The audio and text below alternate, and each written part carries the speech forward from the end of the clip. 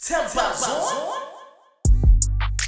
How's it going, everybody? Wherever you listen to this podcast right here, this is episode 88 of the TempahZone podcast with your host, me, Amir Max, and that's all facts.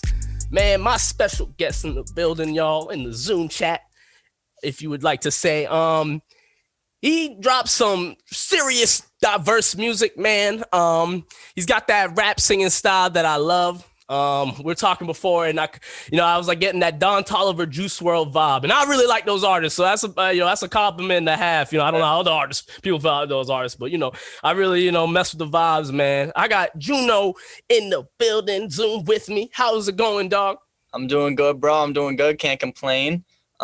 Just chilling during quarantine. Try to get as many ideas going out to the world as I can. I'm just chilling. Shit, I mean, you chilling and work at the same time, bro, because you have been putting out music so consistently and just so, just on top of your game, man. I just gotta, salute you for that, man, because in these times it's hard. It's real hard out here, Yeah, it's definitely been, like, when quarantine started, it's hard to find that inspiration because, as an artist, like, you get your inspiration just through living your life, going outside and all that stuff. But, it hit a point like last March, you kind of lose it a little because, you're stuck in your house, you be seeing the same things, you kind of get in these loop patterns of thought. And you kind of got to separate yourself from your body a little and take yourself out of that and really look at it from the outside in, and then take inspiration from really anything. And that's what I've done throughout quarantine. I think, like, I got all these stickers on my desk right here. And I tried training myself that, like, if I can look at one sticker and spark an idea for a song from that one sticker, I'm doing something good. Yeah, bro. So that's what I've been trying to do, just like this Twitter sticker right here. Think of Twitter and then let that idea just kind of snowball down and then see where it goes, rather than kind of just dwelling in thought here about how I'm not making anything. Use that to motivate me into my advantage. Bring life out of anything. Yeah, that's the great way to go about it, because I feel a lot of times artists are just influenced from personal interactions and being out, but there's not that much of that going on in these times. So what do you do? How do you adjust, and how do you reconfigure to keep the music going? And I think, you definitely have tried to find a way to substitute it to make it work, man. Cause I definitely be feeling the music that you drop, and it, definitely has that personality to it. And I think that's, something really dope to pull off, man, for real. Mm-hmm. Yeah. Thank you, bro. Thank you. Man, for sure. But obviously, you didn't just start making music just recently, not super recently, there's been, some time with it. But how long, have you been making music? What got you into music, man? So,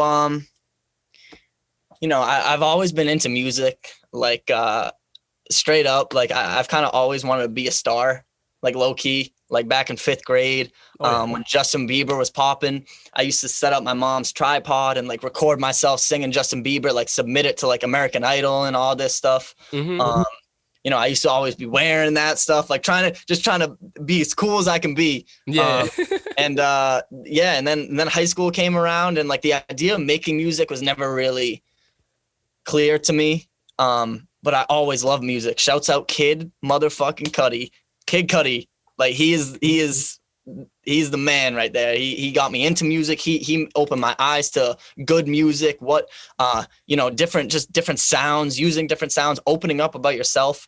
So then, when I really started finding myself about junior year of high school, started dressing the way I wanted to, just living life how I wanted to. That's when the idea of making music, like, I can tell my story and how Cudi helped me and all these other kids. I can be that voice for some kids.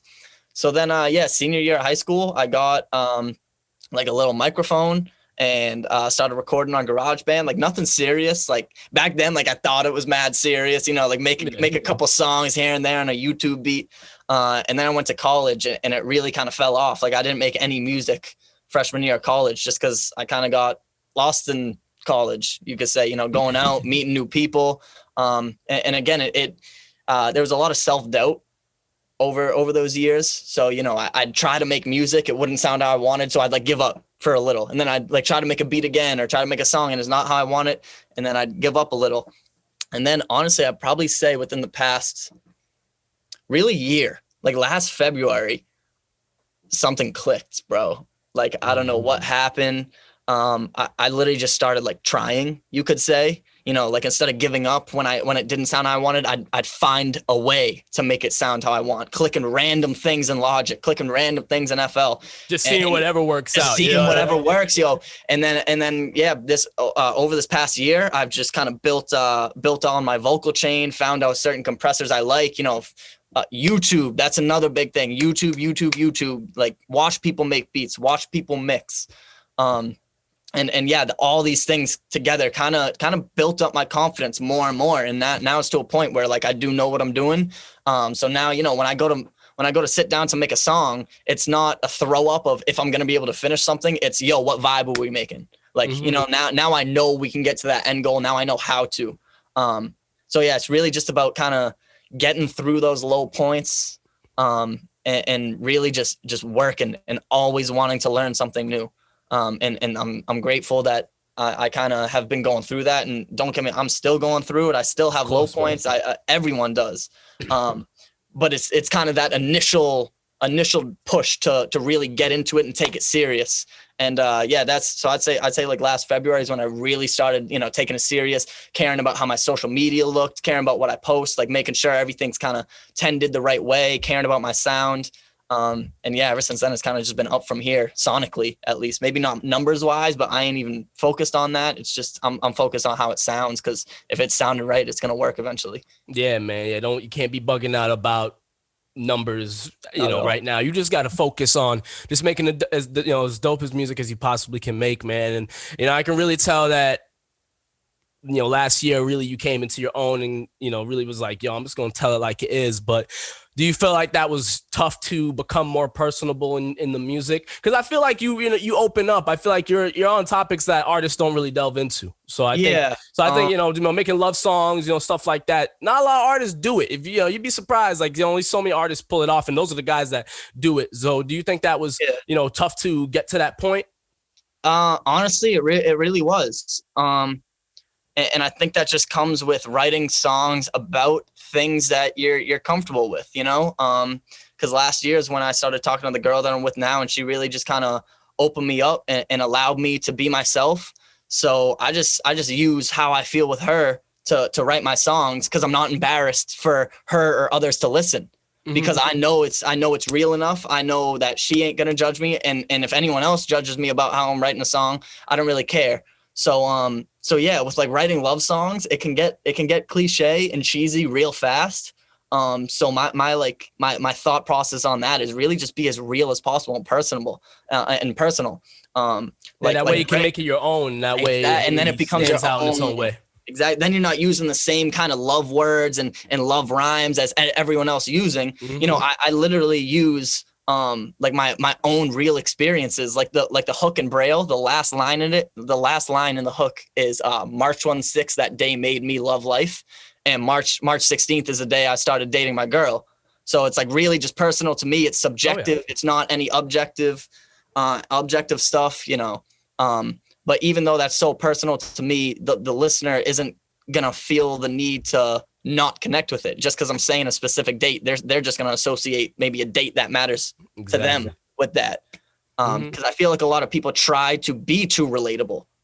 Sometimes. Yeah, and then that puts you in a bad spot, because once you are so vague, it's like, what the hell is this song even about? Like, what are we doing here? Like, what's going on? And I think it's left a little too much for interpretation, but that's not necessary. You can put that personal stuff to it, because people are gonna make it their own way. I mean, there's so many songs about rapping about selling coke. How many people do you think do that?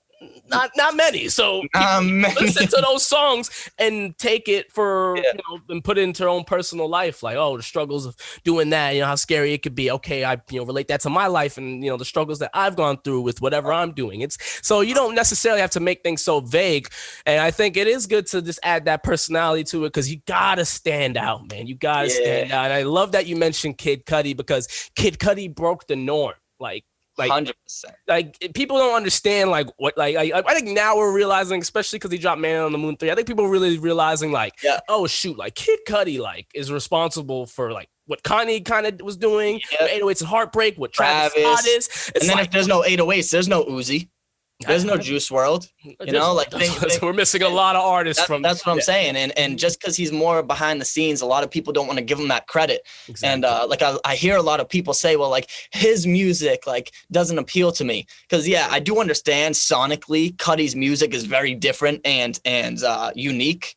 But I don't like when people associate that and then discredit him for writing and producing a song like Heartless, you know, or writing Love Lockdown, you know, stuff like that, like these actual hits. So, you know, you got to give him his credit where need be. And I do think, yeah, people are finally starting to do that, at least the mainstream, because people who fuck with Cuddy and know Cuddy and know music, they know when you say Kid Cudi, they know what you're talking about.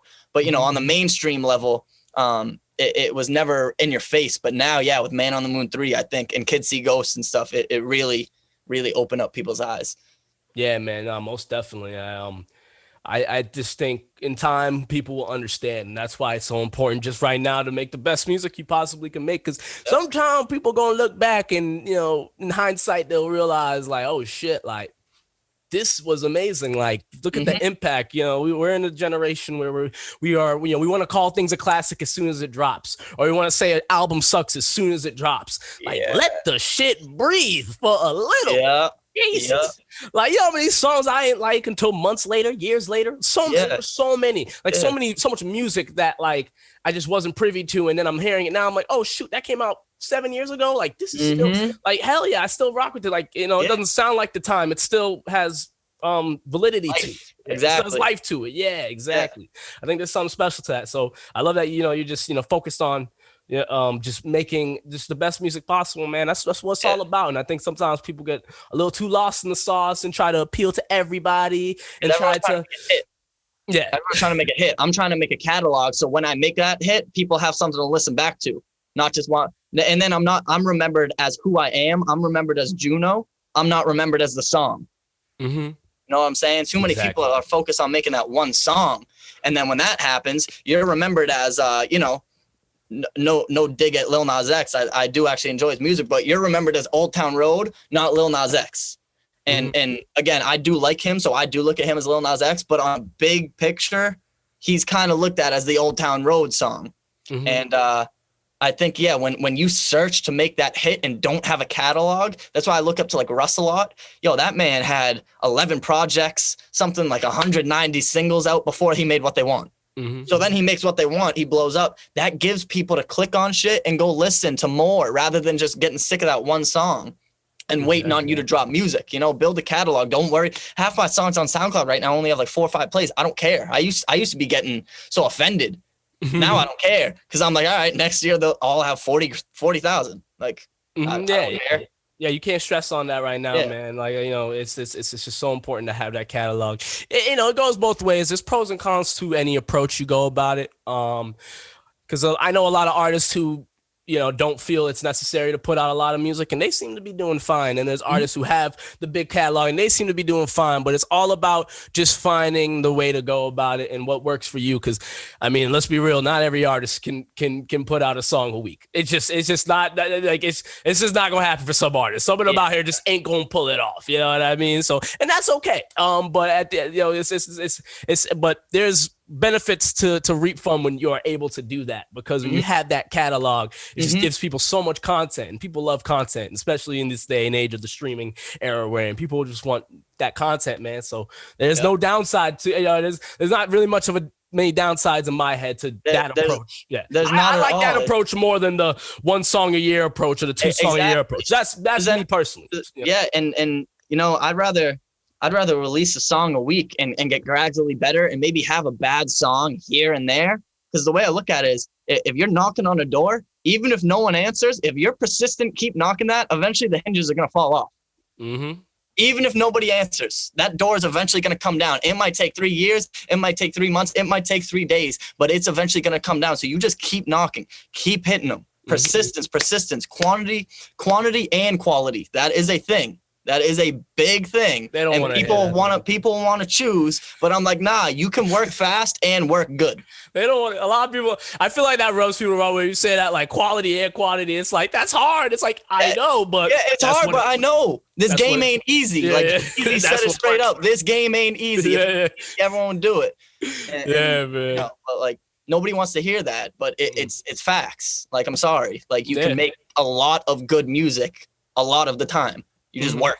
Don't think about nothing else. Work. Yeah, there's a way about it. You just gotta find it, man. Persistence is, definitely important, man. But we can definitely move on just from just the overall, what artists should do, because I definitely, we're on the same page about that, man. And I'm happy to hear that, because I think it's really good to stay on them and drop 5, 6, 7, 8 songs a year, not 1 or 2 songs a year. I like that approach. It just feels right to the soul, in my opinion. And don't you just, I just look at it like, if you're a musician or an artist, you should be wanting to make as much music as you can. You know, it should, and when you're serious about it, you should be wanting to show the world your art. Yes. So don't be making 5 songs a year and try to perfect each. Just try to move. You gotta move if you want to get it. Yeah. It's really as simple as that, man. You can't focus. You can't dwell too much on the past. You got that's it. Forward. Go move. Just keep going. Straight up, man. I love the approach, man. But let's talk about what you've been doing with putting out the amount of stuff to be doing.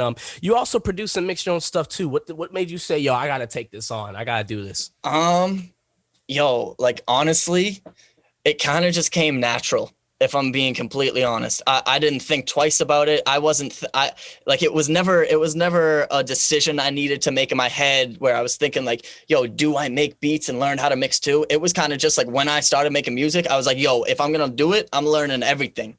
Cause I don't want to be that kid that walks in a studio eventually and only knows how to type on his phone and think it's the melodies. I want to be able to say, take this snare, put it on the 3, take this here, take out some high, I want to know what I'm talking about. I want to be an artist. It kind of just came natural. And I didn't always use all my beats, because my beats obviously at first were trash. As anyone. So they weren't really usable. So I'd be using YouTube beats. And even right now, like Fuckin Up My Mood is a YouTube beat, just because sometimes I do search on YouTube just for beats, and sometimes a beat clicks. I heard that beat and within seconds I thought of that hook. So it kind of just, it just happened. And the other aspect is money. I used to work at a studio. It got closed because COVID, but I see some of the numbers that these kids drop on studio time. And when I started making music, I was like, I don't want to be dropping $240 for a 4-hour session to get a hook done. I'd rather be in my own.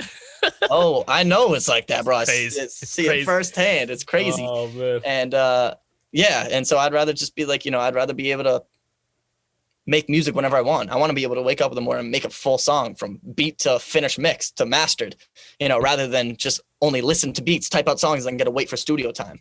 Yeah. So it's about that grind too. I want to make content. Go, keep pushing. How do we take? How do you take it upon yourself to just do it, and you just have to bite the bullet and say, oh well, is this how you finish a song from nothing to something? Is this how it's done? The writing, arrangement, mix, master, all that stuff. Like, you gotta do all that, and it takes some time. It's not gonna happen overnight, because mixing. I mean, mixing is hard in and of itself, but then there's mastering, and mastering is just as important, if not more important. Because that's what makes the song really be loud. Because I mean, how many times have you tried to mix a song and you gotta dial your shit up all the way just to feel something out of it? That's not a good mix, then, buddy. It's like, you gotta. And then there's the opposite too, where it's too loud. It's like, this shit's distorted. Like, I can't. If I turn it up all the way, I'm gonna blow up my speakers. Like, that's the type of shit that'll drive anybody who mixes and masters crazy from the get-go. So and like, you can have a good mix that's low, but make up for it with the master. Yes. And not many people know how to do that. They just that's when the numbers and science come in. Is I've been. You got to be watching the Lufs meter and everything, but then when you start saying that, kids start what's freaking the acronym out. Again? I mean, stuff like that, man. It's just see, that's like, if you want to really be on that mixing and mastering shit, get a note and take some notes.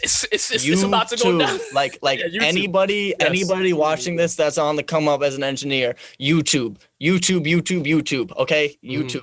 Oh, I know, apprentice too. Like if you go to a studio, don't give a shit about money. Don't give a shit about money. Go to a studio, ask an engineer, can I sit here and just watch? Let me just watch you, bro. That's what I did, and then I got a job at that studio, and then it literally skyrocketed my mixing.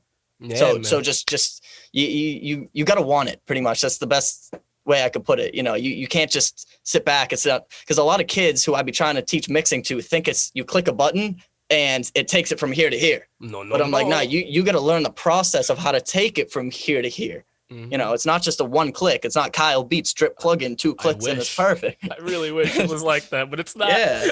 So it takes time. Like you said, it takes time and patience, and eventually you get there and it feels really good. So. Oh yeah, when you do, it's amazing. When you got something that really slaps, man. Yeah. Well, it feels right and it's all dynamic and all that. It's nothing. That's it's always something beautiful to that, because it's not easy. It's a lot of tweaking. Would you say that's the reason you were able to release all the music you did in 2020? How many songs did you release exactly? Was it 8? It actually was. I think on Spotify. It actually was 14. Okay, I deleted 6 of them. Okay. Because I changed my artist name. So I just haven't re-uploaded the old ones to my new account, because DistroKid's like rejecting it because it thinks it's like from the old artist. You know what I'm saying? But I emailed them. I'm taking care of that. So yeah, it was actually like 13 or 14 in 2020. But yeah, that's like crazy. I said, this year I really want to amp it up, and I was like, yo, if I could do that, I got like 170 demos just waiting. So I'm just like, I need to release this. How many demos? I think 172 to be exact in my notes.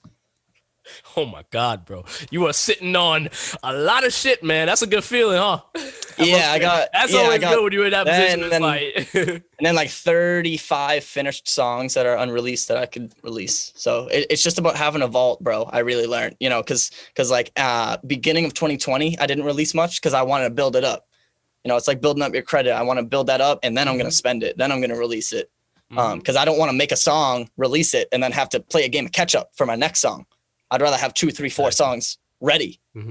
So in case that song clicks, I can hit them again real fast. Yeah. Just that way, you just got something ready, something tucked away. It's it's like you got your food. You know what I'm saying? You won't be eating. It's kind of like that. If you want to make it more a dramatic way to look at it, it's like I got mad food on me. You know what I'm saying? Exactly. So, yeah. That's one of the ways I think to look at it, man. It's always important just to be sitting on a few songs where it's like, like if I drop this, it'd be crazy. But I'm not gonna just wait. Just exactly. But just wait a little, because it's and that's the patience aspect. Like kids don't have patience, because like I've been there too. Like you make a song that you think is popping, you're like go release. Sit on it for a little, because like you said, it's like food. If I'm surviving in the woods, I don't want to go find a little food just for the night.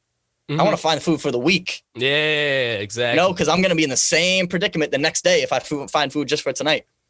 So with music, it's the same thing. If I make a song and release it tomorrow, but I don't got other songs, I'm in the same predicament tomorrow. I don't got no content. Rather, if I save up a little and got 3, 4 songs in the vault, release this, then I know I got a couple weeks, and then you're going like this rather than like this and playing catch up. Yeah, you don't want to put yourself in that position.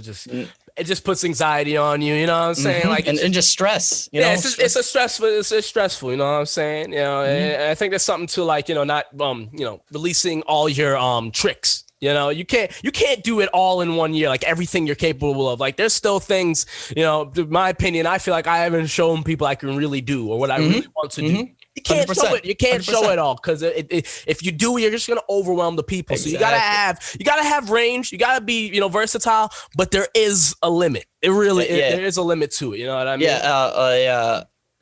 A pretty credible artist. I actually had the opportunity to talk to him over FaceTime. Kashmir. He's an EDM artist. Okay, KSHMR. He won like DJ of the year a couple years ago. He's actually huge, and he gave me some really good advice and some really good game. And one of the things he told me was, sometimes you do got to box yourself, because when he asked me what I want to be, I said, oh, I want to be an artist like no one else. I want to be my own artist. And he said, I mean this with all due respect, but everyone says that. He's like, so sometimes you gotta, especially starting out, you gotta find that box. You know, you want to go do R&B, put yourself in an R&B box at first. Yeah. And then when you get some traction, then you can start breaking those barriers out of the box. But for a lot of artists starting out, box yourself, you know, set barriers. Don't get an EDM beat from YouTube and try to make, you know, some soft R&B song on it, trying to be all different, you know. Yeah. Follow what other people did, but with your own twist. And then once you really gain traction, have eyes on you, that's when you get to break down those walls and do whatever the hell you want. Yeah. And that advice has really stuck with me, definitely since he told me that. Yeah, I'll be honest with you, man. Stuff like that took a lot for me. That was a tough pill to swallow, that type of advice, because like I really wanted to, you know, just, you know, oh, let me do an album with every type of song on it. It's like, you know, the people ain't ready for that yet. Like, no, you gotta eventually maybe. Yeah, eventually people will want it, but like you just can't. Yeah. This is not how it works. You know what I mean? You know, it'd be cool if it did, but it doesn't. So yeah, you know, just gotta find a way to, you know, work around the game, man. Exactly. You know, in terms of the game right now, man, you know, we're looking at all these streaming platforms, and you know, rock is broken down into, you know, hard rock and metal and an alternative even. You know, and you look at hip hop.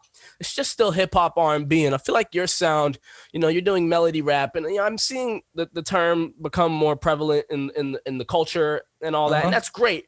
But I feel like these platforms still aren't breaking down hip hop and, you know, giving it a different, you know, genre to be in. I don't think, maybe they know people aren't ready for it or whatever. But when do you think, or what do you think, you know, streaming platforms will do about breaking down hip hop into subgenres? It needs to happen. You know, like just with anything else, I think it's just going to take time, because like you said, the culture is already doing it. You know, we have we've already made kind of mumble rap. We've made, you know, melodic rap. There's pop rap now, you know, like Ian Dior type stuff. So yeah, the culture kind of is grouping them, putting subgroups already, but I do think it's just going to take time, man, for Spotify to kind of catch up, because it was probably the same thing. You know, with rock, like back in the 70s when CDs were released, you know, it was probably just a section at stores that just said rock. You know, it didn't say classic rock, hard rock, pop, punk. That was more, I think, when streaming became prevalent. And at that time, when streaming was becoming more and more popular, hip hop still wasn't number one.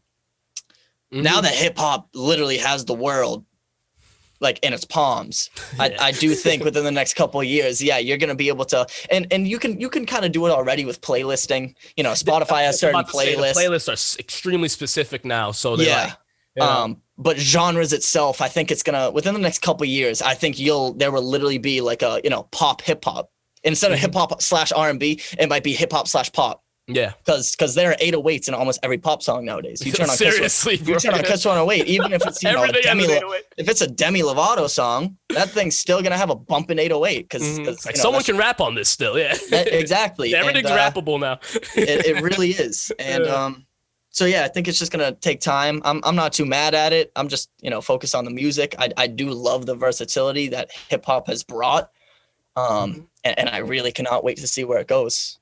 So yeah, I think just overall time and playlisting and people just pushing it more, you know, like if Spotify sees more and more people making separate playlists for pop, hip hop, you know, R&B pop, hip hop, alternative hip hop, because that is a big genre that is going to blow up, you know, experimental hip hop with weird, like hyper pop type stuff with weird electronic sounds, but still melodies. That is going to be the biggest thing within the next 5 years. I guarantee it. Oh yeah. It's very futuristic sounding, you know, Lil Uzi type.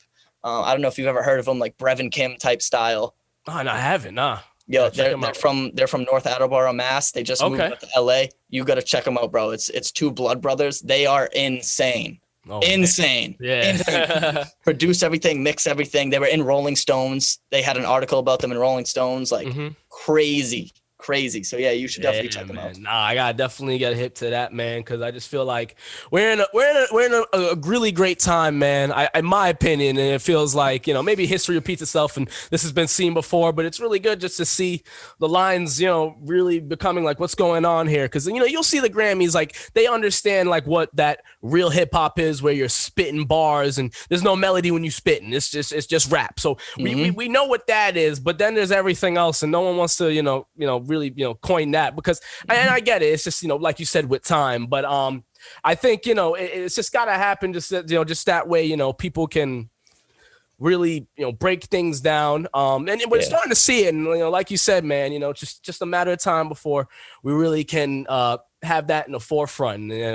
You'll be able to benefit up from it, and that's why I mentioned it, man, because that's why I'd be staying low key, just let it happen, and I'm gonna just ride the wave. I'm gonna let y'all do the work, and I'll ride it, and I'll come out on top. Yeah, exactly, man. You know what I'm saying? It's something we could all reap the benefits from, man. So I think it's dope. But yo, man, let's we're talking about the subgenre and all that stuff. Let's talk about just the songs you've been putting out, man.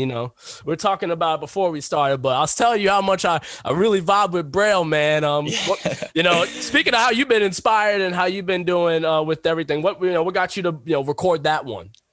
All right, so my boy Sam West, shouts out this kid. He's the GOAT, yo. He's I already know once all this music shit for me works out, he's my main producer. Like I love this kid, bro. Him and I are just on the same wavelength. We'll be making beats on Zoom together. He's from Minnesota, so I've never even met him in person.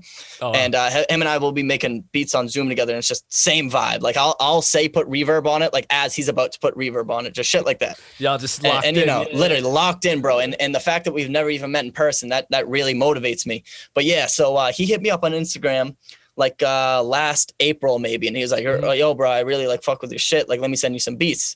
And he sent me some beats, and he sent me like 5 beats, and I literally the next day I sent him all 5 beats back with full songs.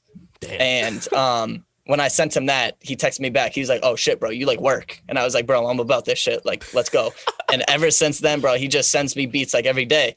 And maybe like a month after that, like in May sometime, he sent me the Braille beat. When I tell you, bro, within 3 seconds that hook came in my head, and I swear to God, yo, so it just all happened. Yeah, he sent me the beat. Best, yeah. He sent me the beat. I had the hook in my mind within seconds. It was like 2 a.m, and this was before I lived down in my basement, where I could be a little louder at night. And I was still in my bedroom upstairs, which is like right next to my parents' room. So I'm not kidding. I got my laptop, got my interface and my mic, and I went on top of my roof and shut my window. And I recorded the whole song on my roof at 2 a.m. in like 20 minutes. Wow. And it just happened. Cause I don't really, that's a cool story. I don't really write a lot. I just kind of sing the hook, fix where I need, fix certain words. And then I'll freestyle a lot of my verses and punch in. Like, I'm not one taking my verses. Don't no. get me wrong. But I don't really write, I'll record, close my eyes, get down what I need to get down. And front to back, that thing was recorded and mixed in 20 to 30 minutes, sent it back to him. And he was like, bro, what the fuck? Yeah. And you just bodied that so quickly. It sets it back like, geez. And then it kind of like, it really, my best shit happens when I'm not thinking. That was Braille. That was, my song Hopeless that I really like.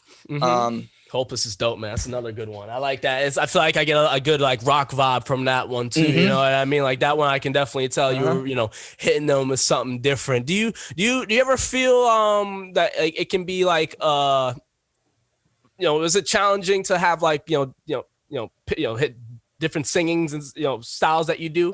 Because I definitely feel like you switch it up. Was that come to you easy, or you feel like that was something you had to work on? Honestly, I like hate saying these things because I'm not a cocky person, but like talk your shit, man. It really does come easy, bro. And my girl will always say that. Like, just be honest with it, man. I just don't think about it, bro. I hear beating right away. Melodies are coming. It doesn't matter if it's rock, EDM, pop. It's just melodies. I don't know. It's just Hey, when you're inspired, man. You know what I'm saying? Bro. That's why I laughed when you said like you heard it, and in 3 seconds you're like, "Oh, we got an idea." Because like when that happens, you got something special. You know, right when the hi-hats came in on Braille, first thing I said was, "Wanna feel on you like Braille, baby." And then right there, I paused the beat, didn't even listen to the whole beat, didn't even listen to the drums yet, bro. Paused the beat, grabbed my laptop, grabbed my interface, opened my window, went right out, and then right from there just went. And that's when the best shit happens, I think, you know, when you're not thinking. Like I know Mood by Ian Dior and 24K, like they were just chilling, drinking in the studio, playing Xbox, and then it just happened. And that song went #1. And that song's crazy. That song's a great song. So yeah, when art, when you're not trying too hard is the best art, I think. Yeah. And that's what happens with a lot of my songs and a lot of my favorite songs. Just the effortlessness in it, you know, you're just, you know, just smacked in the face with inspiration. Yeah, literally. Oh, here we go. We got our smacked in the face with weed and inspiration. And well, that, you know, those that helps as well too.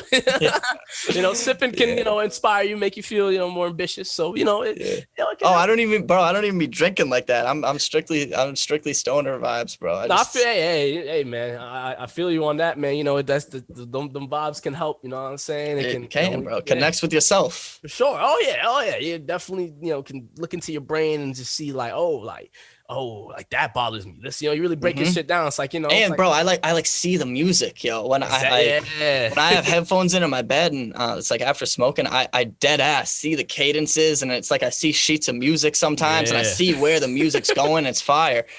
So feel it differently, man. Nah, I get that, man. But yo, let's talk about your latest single, man. I really like this one a lot. Fuckin Up My Mood. Did you feel like when you had that title, you were like, yo, people are gonna like this one, like people go vibe with this one? Just from that title, I was like, yo, I gotta listen to this. You know what I mean? Again, bro, I don't put thought into it. I'm just keep it real. I don't think about titles. I just try to be as honest as possible. I don't try to think too much about what people will like. I mean, so like post song, once the song's finished, that's when I start thinking about what people will like cover wise, you know, marketing wise. For sure. But when I'm in that zone in my world, making my music, I don't really be thinking. And so yeah, that was I was in quarantine with my girl. It was after school, and the beat is from YouTube, from Young Taylor. I was just looking through beats, and yeah, it was after I heard Mood by Ian Dior, so I kind of was inspired by that. Yeah, and I heard that beat, and again, right away, I was like, "Why you fucking on my mood?" And then right there, my girlfriend was like, "Yo, go record that." And then I recorded it like front to back. I do work pretty fast because once I get in that world, it's going. So that song was probably done within an hour. You know, mixed and mastered and everything, and yeah, it just came out crazy. And she was the one that was like, "This is a sick song," and she mentioned the title. She was like, "That's gonna get people's attention," and all that. But I didn't know how to type the title. I didn't know if I wanted to type out "fucking." And fucking. So that's why I think I did the stars. That like the asterisks.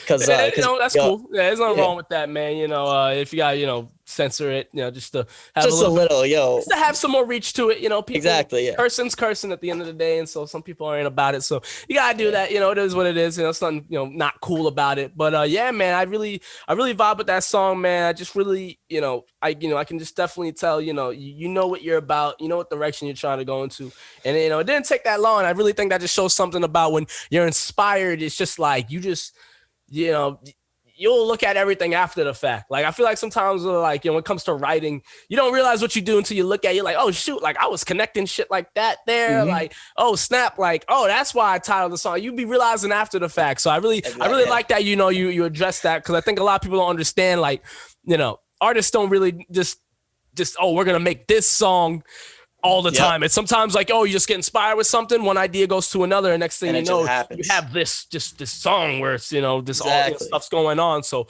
you know, sometimes and that's when it's the most genuine, bro. To me, like, that's when it's the most genuine. That's when it's the most transparent to one's soul. You know, because all art and music is just giving one's experience to another sonically.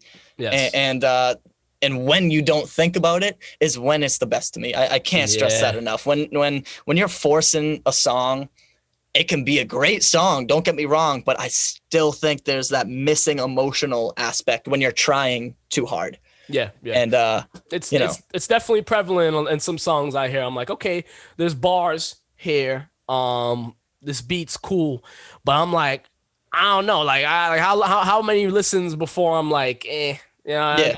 Like, so like there's obviously something to when something hits the soul and it resonates, man. It's just, it can happen in all forms and fashions. So that's why like your approach would just like go for it and, keep it going is something dope to that. Cause you never know what's going to stick on the wall, man. Exactly, like, as much as we understand this game, like it was this great story about us. So it was talking about Logic and, the studio didn't think that Logic was going to blow up like that. And when he did, the dude quit like the next month. He still had other projects he was working on. I forget the guy's name, but he was like in a big executive. But once Logic blew up, he was like, I don't get how this game works anymore. Like, because there used to be like this artist has this sound and this is gonna blow up in this way. And I guess Logic kind of shook shit up and with Def Jam. So I think at the end of the day, like we as artists and anybody in the game has to understand like some things just might stick that you don't expect, man. Yeah, really. That's why and your approach, I definitely, I definitely promote that way to go about it. Yeah, and I definitely noticed that already. Like the songs that I don't love are the ones people like to love. Like Hopeless. I didn't want to release Hopeless. I made my Moonshadow is my old roommate at college, and him and I just made that one day after class, just randomly, and I didn't like it, but he was like, "Bro, this is fire." Like, this is fucking fire. And even with Fucking Up My Mood, like, I liked the hook. It was cool, but everything else was meh to me. But my girl was like, nah, this is, like, fire. Yeah. So I try to listen to other people. Like, I try to listen to other people I trust and who I feel are honest to me. Because if they say something's fire, then they're not joking around. And I realize that sometimes, as an artist, you get in your own head and are self-conscious and doubt. So, if my girl and a friend are saying something's fire, I'm gonna listen to them because I'll put my ego to the side and and realize that this is maybe what the people want. Yeah, man. Sometimes you just gotta go with it. Yeah. I mean, you just gotta go with the people vibe with it, man. And not enough artists do that. I think what I said, like put their ego to the side. Everything can be ego driven with a lot of kids and a lot of just people. And when you're creating, especially collaborating, you got to completely put your ego to the side. Because when people show me music, I'm fully honest. If it's trash, I'm telling you it's trash. Yeah. Like I'm not like if it's good, I'm gonna tell you it's good. And I don't like when kids get offended because when I send music to people, I am like rip it apart, rip it to hell. What is wrong with it? What's the worst part you like? What's the best part you like? Don't gas me up. Don't just say cool, like fire. No, I don't need that. Be like I didn't like this, I didn't like that. Especially when I send it to other kids who make music. So yeah, I don't. It's like I know you can pick this apart. I know you can. I know you can. Please. And no hard feelings. Yeah, and I try to put my ego to the side as much as I can. Because it's not personal. It doesn't need to be personal. It's constructive criticism. But a lot of people will be getting like mad, offended, and it takes time to learn it, man. When I was 15, 16, 17, I had a hard time when someone told me they didn't like my music. Like, oh, you don't understand. You just don't understand what I'm doing. But I didn't realize my shit was mixed. Like, really what they were trying to tell me was my mix was ass. I was recording with a rock band microphone. You know what I'm saying? Like, it's that type of shit. You got to understand, like, oh, like, shit needs to be higher quality. Shit needs to be more locked in on beat more. Like, it's not as on beat as you might think your shit was. You know what I'm saying? You got to learn that. Like, and that takes time. Takes time, man. It takes time. Mentality takes time too. Yes. Sometimes you just need to grow up. Straight up. You just gotta mature. That was when I was 17, man. I'm 24 now. You know what I'm saying? Exactly. Like, I had to really grow up and understand, like, some people are just gonna tell you like it is. Like, I don't like this. Yeah. I don't like this song. And I prefer those people. I love it. I love when people can do that. Because when you make something that they really vibe with, you're like, oh wow, you okay. That's why, when people say when people say something I send them is bad, I love it that much more when they say it's good. Because I know they're being honest. It's like, wow, this one really hit. Okay. Yeah, exactly. Yeah, man. There's something really dope to that, man. But I want to ask you just about some of the just a theoretical question. Who are some, A-list artists of your choice you'd love to open up for? What in your mind would be some artists that, if you could open up for that makes sense? I feel like you had mentioned some already, but what were some, others that you? All right. So obviously, like my dream would be Cudi. Yeah. But if I'm looking at it from a business standpoint, I know that wouldn't make sense. Because me coming out with Braille, I don't know if Cudi's fan base would really connect with that, and I'm fine with that. I am so fine with that. But that's like the dream, Cudi. Hell yeah. Other than that, who I think I would be work well with for opening or whatever, even just working with or would love to work with, Ian Dior's been like, I've been vibing with him crazy. I think that kid is so 24K Golden too. Yeah, talented, dude. Yeah, Ian Dior's crazy. Ian Dior's good. He makes hits, dude. Yes. Even his you know, his B-side songs are hits. They still go hard. They go hard. I love that kid, and he knows him. He knows himself. At least it seems from the outside, and I respect that. He's dope. Trippie Redd. Yeah. Trippie Redd, yo. People shit on him. Trippie Redd is one of the craziest, best fucking artists I think that the world has seen in the past decade. One of a kind. His voice is insane. His voice, yeah. You need to respect his melodies and his whining because they are perfect. So yeah, Trippie's another one. More on the R&B side, Black. Fucking love Black. Yeah, like, man. Black's fire. Yeah, you know, some good. Who the hell wouldn't want to open for Drake? But like, you know, like, you know, right. Like I don't want to say Drake though, because like when you say Drake, then you become that dude that's like, bro. Yeah, like everyone say, he's the most popular artist probably like of all time. Like, yeah, like, exactly. Come on, man. You know, Drake. Even like Post Malone. Like, I'm not gonna lie and say Post Malone isn't fire. Like Post Malone's fire. Like he gets a lot of hate. People are fighting with their emotions when they hear Post Malone. It's like they're battling something. It's like, yo, just like it.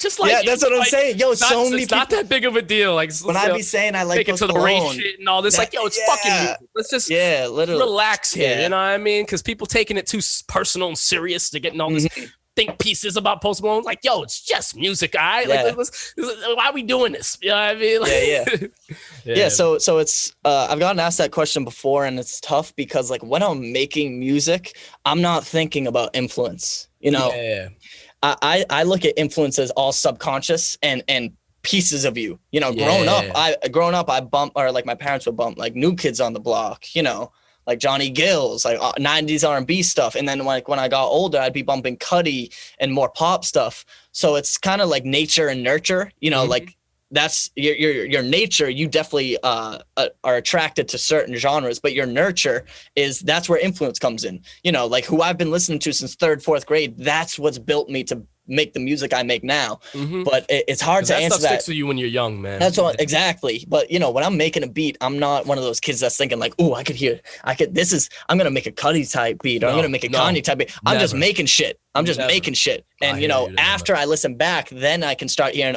you know, this kind of sounds, you know, Ian Dior type. And I understand that I didn't try to do that. It's literally just in me who I am because I listened to him. And it's that's how it is with everyone, you know, like facts. Yeah. You know, like rapper Lil Wayne looked up to, you know, Pac and shit like that. And you can see influences in anybody if you look hard enough. Exactly. That's why I hate when people are like, oh, like you sounded like this, sound like that. It's like, what does that even mean? You know what I mean? Like, what are you trying and to don't get me wrong, there are definitely kids who make music who try to imitate. Yeah, you're like, yo, fam. Yeah, I mean that for sure.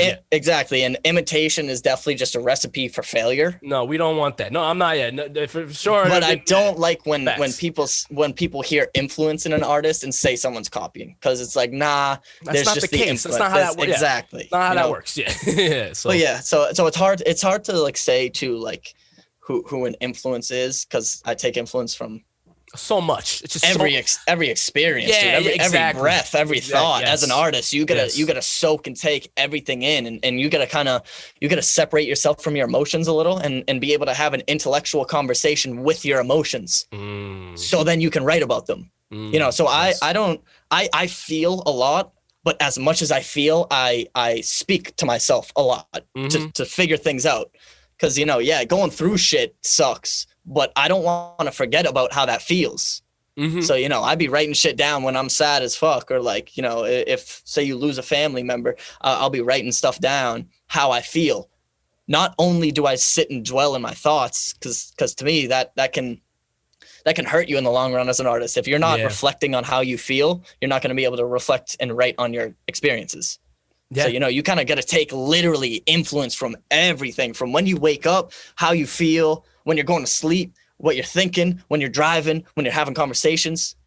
everything. It's 24/7, bro. As an artist, you're constantly thinking of things from any angle, from any perspective, taking references from all over the place 100%. in any form or fashion. That's why this is when it comes to artists, man. You know, when we meet and we link up and we talk and discuss. That's why shit's just different when we come together and do things. Yes. It's just a different type of mindset, man. You know what I mean? And you know, just going about it that way is something dope too, man. And that's just how amazing things come about.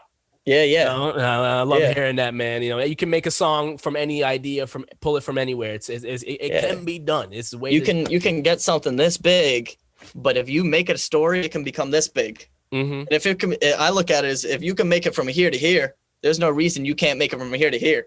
You know, so it's about creating a story almost out of nothing, not making shit up. But you know, if you trip and fall, I don't want to use the word exaggerate, but you gotta mention every detail and be able to write about every detail about that fall. Yeah. And it's not just because and that's what we were talking about earlier about vagueness. A lot of people are too vague. You know, if again, this might be a stupid analogy, but like tripping and falling, they're only talking about the falling aspect. They're not talking about the build up to the fall. And they're not talking about the post fall. You know, and that's what a lot of kids be doing with songwriting. I noticed they tunnel vision too much. I'm sad.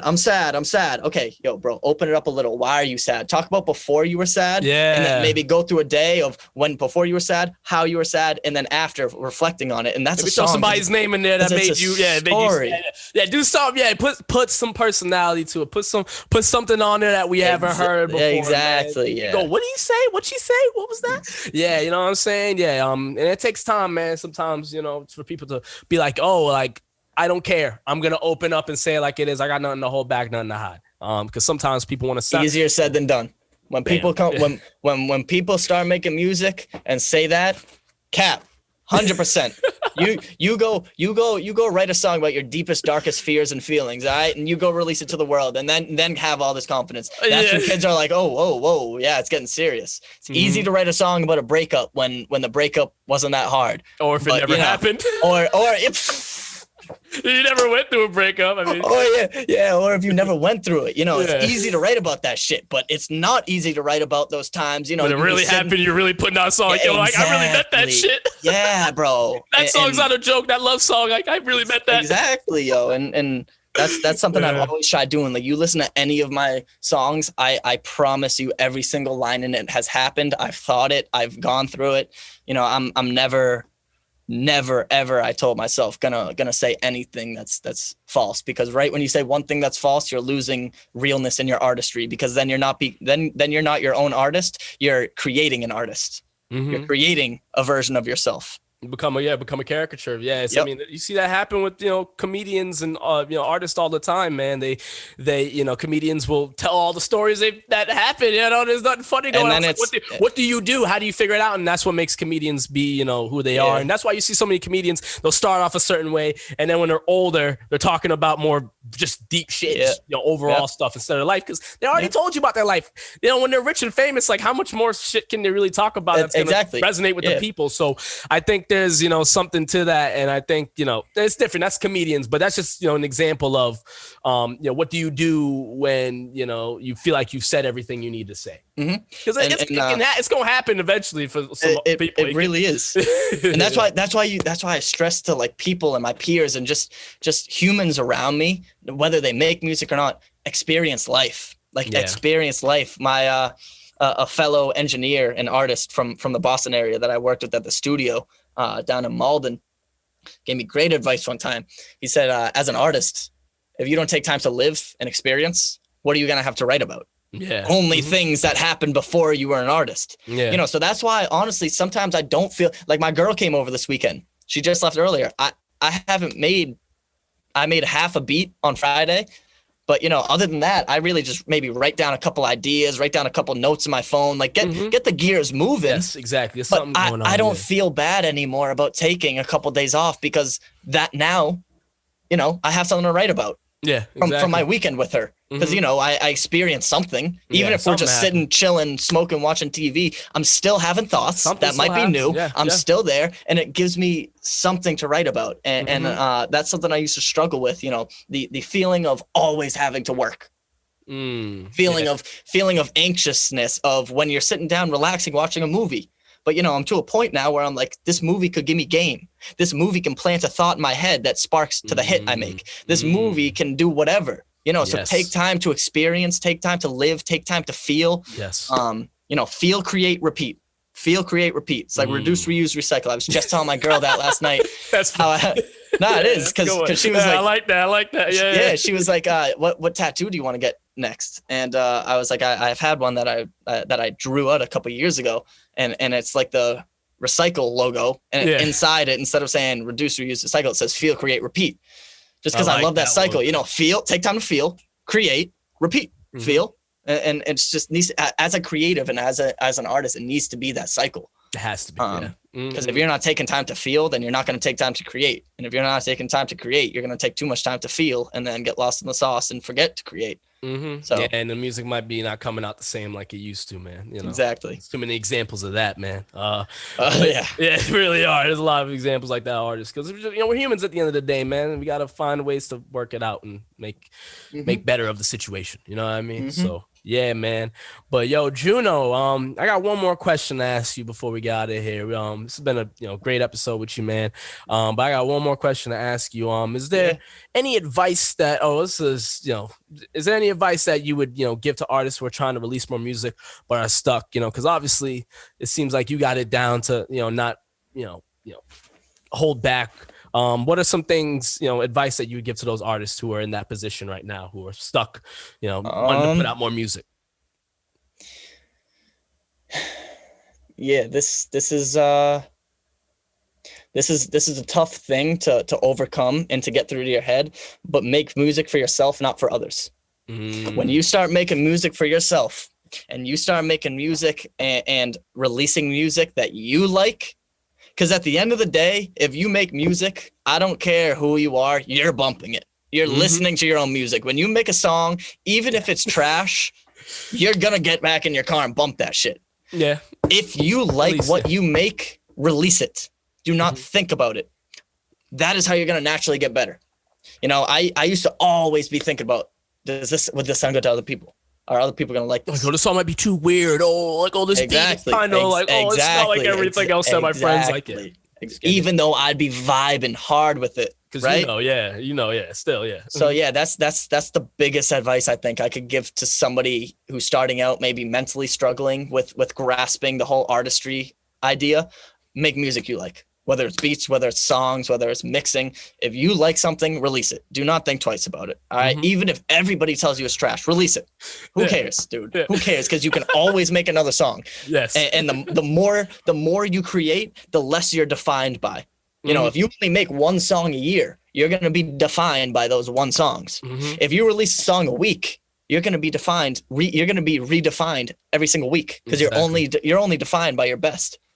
So, just make as much music as you can. Make music you want to be making, and if you fuck with it, release it. It don't matter what your parents say, what your girl says, what your boys says, what your friends say. Nothing. Just if you fuck with it, if you're bumping it in your headphones and it makes you feel good, release it because you did something right.